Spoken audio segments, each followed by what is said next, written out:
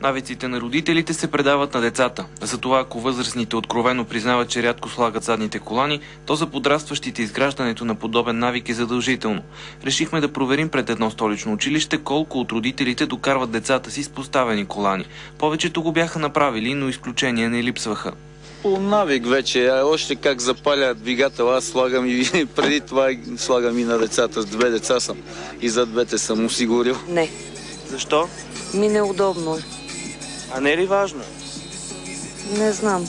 До сега толкова години пътуваме, не сме имали проблем. Първо такъв е правилник и ако стане нещо, все пак някаква сигурност. Откровените деца обаче признаха, че рядко ги карат да слагат колан, освен когато не се знае предварително, че полицията ще прави акция. Защото само ми пречи.